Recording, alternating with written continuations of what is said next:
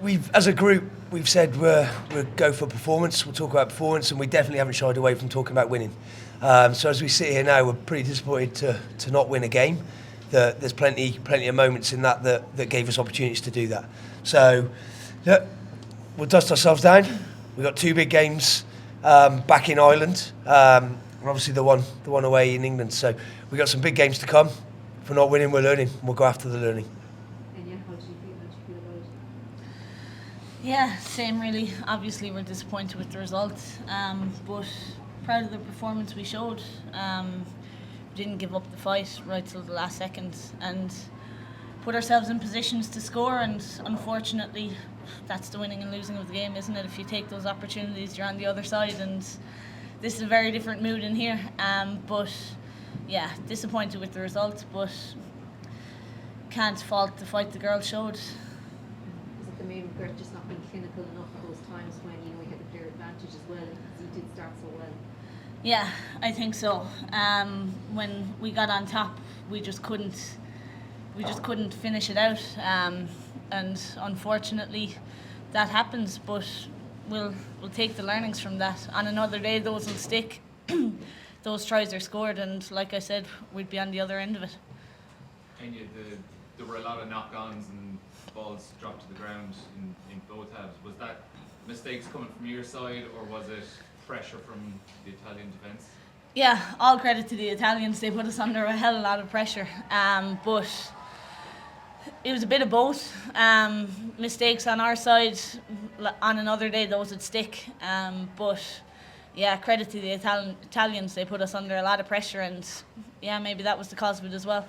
Scott, what do you have to do to turn all that possession and all that territory now into tries and into actually dominating on the scoreboard? I think it's probably a little bit of confidence and belief in that you can actually see it out. Look, the Italians, we knew what sort of game they bring. They don't give up. They're dogged and determined, and you have to go out and beat them. They don't sort of give up in tackles, and like you look at the possession, look at the territory, look at how much time we spent in their 22. We just got to learn to be under that pressure and be clinical under that pressure. I think the handling errors, I think we probably topped that at something like 21-14. So certainly an area of our game to get after, and it's just being confident in that pressure. And Lauren Delaney suffered a pretty serious looking injury in the first half. How's she doing at the moment? Yeah, look, thankfully she's up and fine at half time. Obviously the precautionary side of the game, it's absolutely right to look after players. So she obviously came off. She's back on her feet and in the dressing room at half time. And like what kind of an injury was it? Because it looked like a strange one on the replays, even it was hard to tell. I'll be honest, I'd go and check in with the medical after that. Not quite a doctor yet. Scott, does it feel like a bit more of a missed opportunity to really put some life in your campaign, given you're playing at home in front of a record attendance? Do you know what? We'll start with the record attendance here. We said we wanted to give the Irish public something to get behind.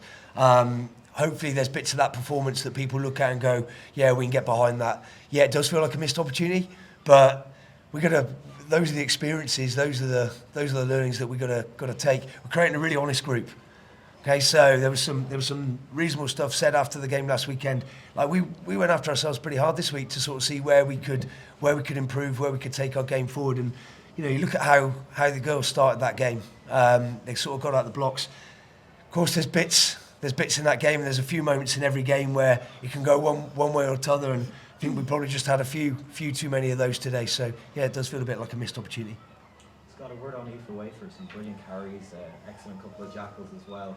She looked really effective every time she got on the ball and in defence. It's amazing. She's only just turned 21.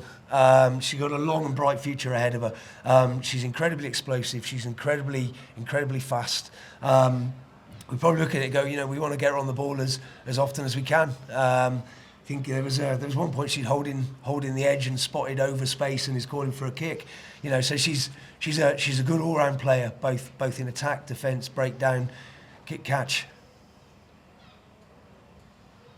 And you're back out there after 12 months away and not the result you wanted, but how good was it to be back out in the green jersey? Yeah, it was great. I suppose there was times in the last 12 months where I never thought I'd be in this position again. So Yeah, I'm really grateful to be back here. It was blowing a little bit at times, but it's exactly where I want to be. Yeah, disappointed with the result, but really, really happy to be back again. Scott, what was your view on some of the decision making at times, including not to take the penalty down this end of the first half? I think that some of those are like we try and let the girls make the on-pitch decision and what's to do, what's right at that point. Clearly, at that point in the game, the girls felt dominant and on top.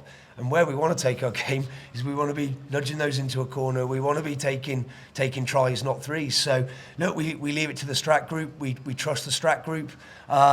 Would we do it again? We were dominant at the point. It was probably the right thing to do.